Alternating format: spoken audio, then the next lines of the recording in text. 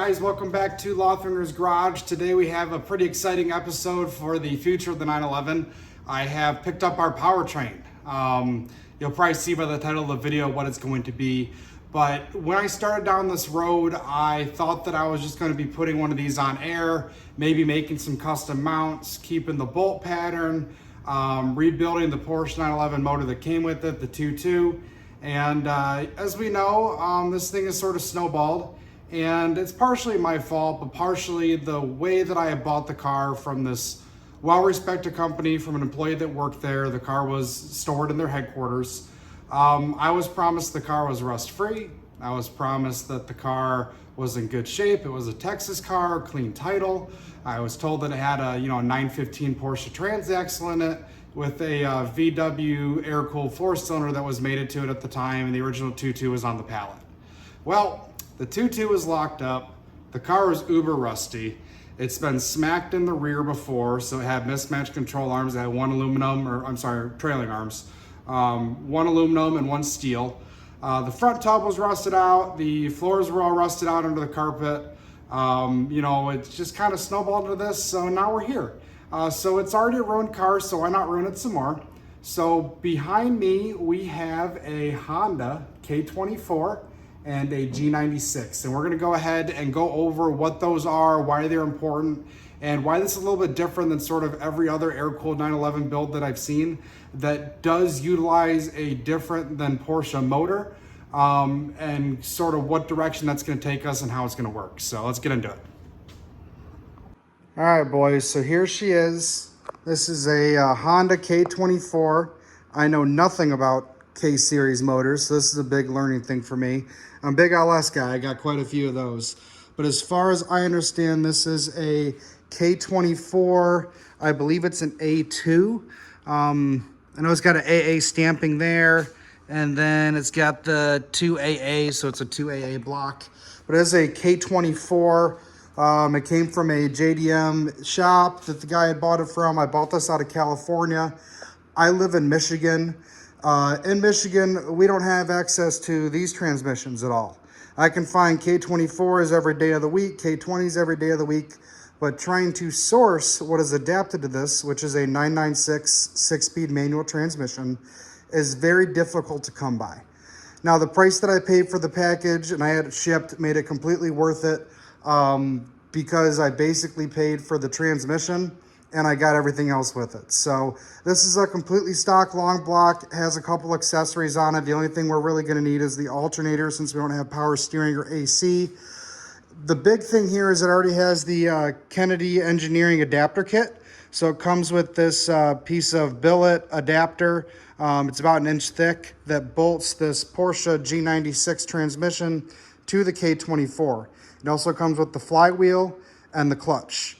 Now, the big benefits of going with this is 1, K20s are cheap. 2, G96s are near indestructible.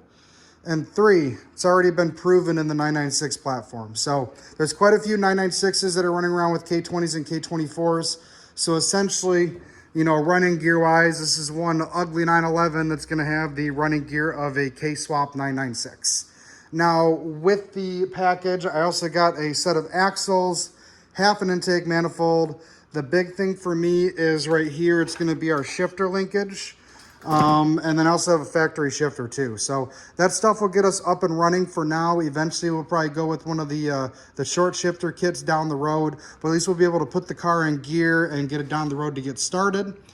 We also have the starter on here. The guy had started putting some motor mounts together. And the only thing that is kind of an issue is that we are missing the differential in the transmission, but I'll be working with Euro Tuning on that as they source and supply WaveTrack LSDs for these transmissions. So I think it's a good excuse to put an LSD in this thing. Now, as far as future plans with this, I'm not decided yet if we're gonna go with a smaller turbocharger to start with, or if we're just gonna keep it NA. Keeping it NA means that I don't have to buy big injectors, I don't have to do a big fuel system, I don't have to worry about the headaches of turbocharging a car. But ECU-wise, I'm gonna be looking at a fuel tech or a Hall tech to put this thing on. And I think that's gonna be the solution to a lot of our issues. So this thing's gonna end up being on a standalone, basically. So servicing it, my goal is basically to be able to drop the engine and trans out as one unit if anything has to be worked on. We can also pretty much build the engine here on this cart that I bought from Harbor Freight, which I feel like is a necessity in order to put a motor in and out of a 911. So obviously I have a lift, but you know, using a pallet jack or a trans jack, these things are just awkward when they're bolted together, and having this lift cart is going to be saving me a lot of time. So an interesting thing to note is that this is a two-wheel drive G96. So the all-wheel drive cars would have the output shaft coming here that would run up through the drive shaft of the front differential. The package itself, with all the goodies and everything else that it shipped with, was like 550 pounds. So I'm pretty sure the engine's probably about 300 of that, and the trans is about 200 of that. So what we're gonna end up doing mounting wise is probably reinforcing these mounts here with the tube structure going up to the cage, and then we'll end up hanging the transmission off of the front from the OEM mount down here. So we're gonna go ahead and get this thing jacked up, kind of see roughly how it fits. A friend of mine, Sam, on Instagram has a LS paired to a G96. So he's got a couple pictures that show me where he cut the tub in order to get the transmission to come up to the proper height. But I'm interested in just basically rolling this thing under the car, jacking it up, and seeing kind of how much room we have to play with. I'm really excited, so let's get after it.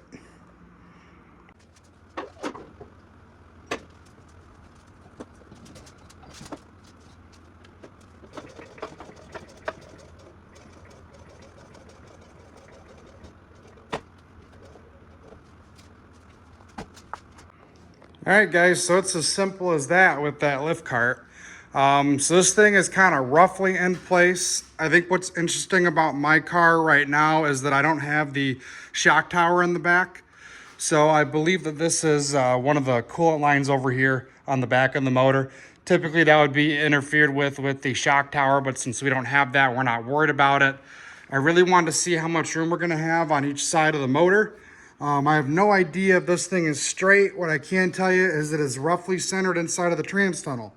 So with that, you know, there's a couple things as we try and mount this thing in space. So, you know, our center line for our axles needs to be relatively close in the wheel well. So I'll be measuring from this corner to this edge here, probably dropping down a straight edge so I have something to laser off of when we do like a final alignment for this thing. Something else to note is that the transmission right now hangs a little bit lower than the bottom of the car. So we still need to have this thing come up quite a bit and probably come forward a little bit as well. Now that's part of the area that I know that this is going to be interfering with the tub. That's typically where your shift linkage would run through, and some other things for the 911s. We're not going to be using any of that, so I'm not worried. So we'll be cutting part of that out so that we can raise this and bring it forward. As far as our engine mounts go, we have got these kind of tubular engine mounts that were started to be made. So like I said, we'll probably just end up utilizing the corner mounts here and building some tubing that's going to rig over here, and then having our straight edge coming across. So that way we can unbolt it here in the corner and drop it down as a package. And then same thing on this side, shouldn't be a big issue. We'll be able to kind of come up through here to the front around, give us some room for the oil filter, and connect over here in the corner. So that should make things relatively easy for getting the front of the motor mounted. For the transmission side of things, like I said, we got to bring it up a little bit higher. We'll end up cutting some access holes and probably having a patch panel. And then we do actually have a transmission mount that came with this thing. Kind of sits on the front. So we'll be able to build some tubing and bolt it up and support the front of the transaxle. So I'm pretty stoked. Obviously it needs to come in some more. With this car, I don't care if we have to cut up the deck lid. It really doesn't matter to me. But I know that the engine probably has to come another 2 or 3 inches up and probably another 2 or so inches in. So I think we'll be relatively close. I know there's a couple guys that have done a case swap, but we have a little bit more flexibility as far as where our suspension is, the length of the gearbox, where we can mount it.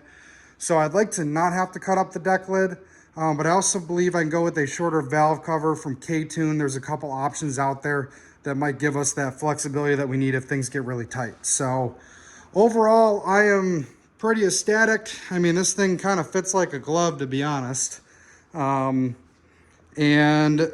as far as our rear suspension goes, and I always talk about keeping the torsion tube the torsion tube idea in the last video, and I just don't think that's going to make a whole lot of sense. We're going to have a transmission that's pretty much right in the way. We'd have to end up boxing something in to run some sort of swing arm out here. I'm still toying with the idea of potentially going with some Mark 6 front suspension in the rear. So it'd be very similar to the front.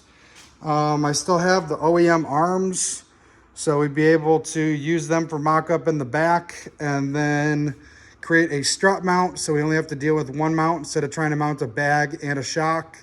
And then on top of that, we'd be able to limit the, I don't really know what you want to call it, turning radius, I guess, of the rear knuckle by making some solid mounts that would catch where the outer tie rod will go. We'd also be able to run front GTI front brakes, which would be really easy to source. And then we also be able to run stock axles, I believe. One thing that I do need to get here soon is going to be a mock-up axle if I want to go that route. I really don't want to get into custom axles. They're kind of a pain in the butt, especially if something breaks. I don't want to have the car down. So, you know, I need to get some measurements, kind of our width, and get an idea of what we're working with. And then how we would end up adapting it is by doing almost like a sandwich adapter from the bolt pattern here on the differential to bolt to the factory style, I guess if you want to call them, axles, and that would provide us the proper spacing for the rear suspension so we can meet with the hub. So just kind of a lot of ideas that are floating around in my head, but I think this is pretty sweet. So, well, thank you guys for watching. I am excited to see how this thing shakes out. We have a lot of work to do ahead of us, but this is a big step in the right direction to figure out how we can do our rear suspension, what kind of room we have, how much room we need.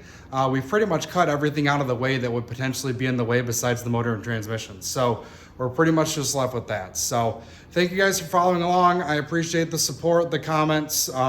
Really, I'm just trying to catalog how to do this. I have no idea what I'm doing. So for me, it's just something fun to do and making some new friends along the way. So if you like this stuff, please subscribe. There will be more coming, and looking forward to the next video. Take care.